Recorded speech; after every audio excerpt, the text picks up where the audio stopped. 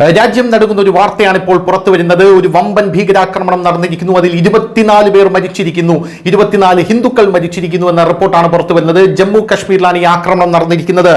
ജമ്മു കശ്മീരിലെ പഹൽഗ്രാമിലാണ് ഈ ഭീകരാക്രമണം ഉണ്ടായിരിക്കുന്നത്. 24 പേരും ഹിന്ദുക്കളാണ് എന്ന് ഉറപ്പുവരുത്തിയ ശേഷം വെടിവെച്ച് കൊല്ലുകയായിരുന്നു ഭീകരർ എന്ന റിപ്പോർട്ട് പുറത്തു വരുന്നു. അമിത്ഷാ സംഭവ സ്ഥലത്തേക്ക് തിരിച്ചിട്ടുണ്ട്. ഉടനെ തന്നെ ഒരു വമ്പൻ തിരിച്ചടി ഭീകരർക്കുണ്ടാകും നമ്മുടെ സൈന്യത്തിന്റെ ഭാഗത്തുനിന്ന് എന്ന റിപ്പോർട്ടുകളും ഇപ്പോൾ പുറത്തു വരുന്നുണ്ട്.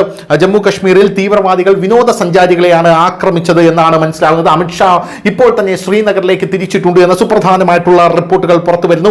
ഭീകരാക്രമണത്തിന്റെ ഉത്തരവാദിത്തം പാകിസ്ഥാൻ ഏറ്റെടുത്തിട്ടുണ്ട് എന്നുള്ള റിപ്പോർട്ടുകൾ പുറത്തു വരുന്നു.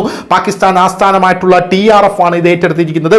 തീർത്ഥാടകരെ ഭയപ്പെടുത്തുന്ന ആക്രമണമാണ് നടന്നിട്ടുള്ളത് എന്നാണ് അറിയാൻ സാധിക്കുന്നത്. നിരോധിത ഭീകര സംഘടനയായിട്ടുള്ള ലഷ്കർ-ഇ-ത്വയ്ബ, ജെയ്ഷെ മുഹമ്മദ് എന്നിവരെ ഉപയോഗിച്ച്, ചെറിയ ഹിറ്റ് സ്ക്വാഡുകളെ ഉപയോഗിച്ച് വിവേകശൂന്യമായിട്ടുള്ള കൊലപാതകങ്ങൾ നടത്താനുള്ള പാകിസ്ഥാന്റെ പൈശാചിക പദ്ധതിയുടെ ഭാഗമാണ് പഹൽഗാമിലെ ഭീകരാക്രമണം എന്നാണ് ഇപ്പോൾ നമുക്ക് കിട്ടുന്ന വിവരം. ആഭ്യന്തര സുരക്ഷാ വൃത്തങ്ങളാണ് ഇത് അറിയിച്ചിരിക്കുന്നത്.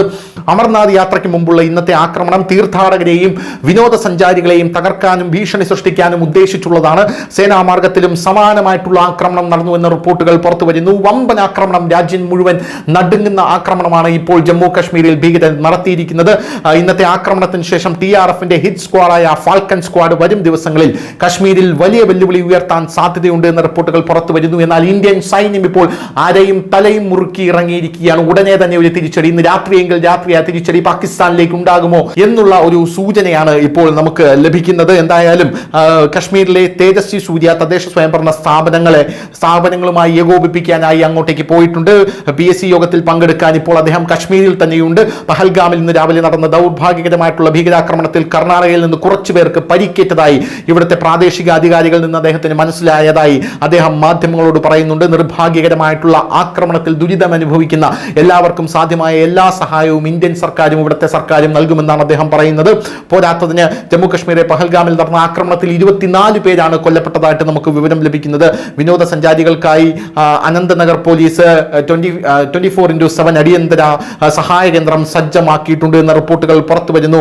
ഈ ജമ്മു കശ്മീരിലെ പഹൽഗ്രാമിൽ വിനോദസഞ്ചാരികൾക്ക് നേരെ നടന്ന ഈ ആക്രമണം ഞെട്ടിപ്പിക്കുന്നതും വേദനാജനകവുമാണെന്ന് പ്രസിഡന്റ് ദ്രൗപദി മുർമു അടക്കം പറയുന്ന ഒരു സാഹചര്യം ഉണ്ടായിട്ടുണ്ട്. ഇത് വളരെ നിന്ദ്യവും മനുഷ്യത്വരഹിതവുമായിട്ടുള്ള പ്രവൃത്തിയാണ്. ഇത് നിസ്സംശയമായും അപലപിക്കപ്പെടേണ്ടത് തന്നെയാണ്.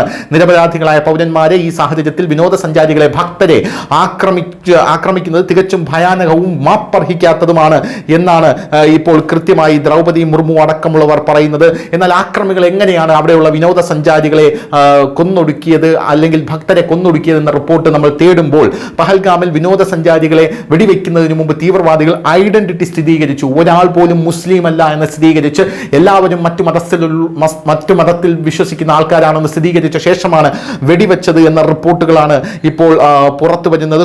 പഹൽഗാം ഭീകരാക്രമണത്തിൽ പരിക്കേറ്റ വിനോദസഞ്ചാരികളിൽ ഒരാളുടെ ഭാര്യ പറഞ്ഞത് ഇങ്ങനെയാണ്: ഭീകരർ ആദ്യം ഭർത്താവിന്റെ മതം ഹിന്ദുവാണോ മുസ്ലിമാണോ എന്ന് സ്ഥിരീകരിച്ച ശേഷമാണ് വെടിയുതിർത്തത് എന്നാണ്. ആ ദൃശ്യങ്ങളാണ് ഇപ്പോൾ ഇന്ത്യ മുഴുവൻ അലയടിക്കുന്നത്.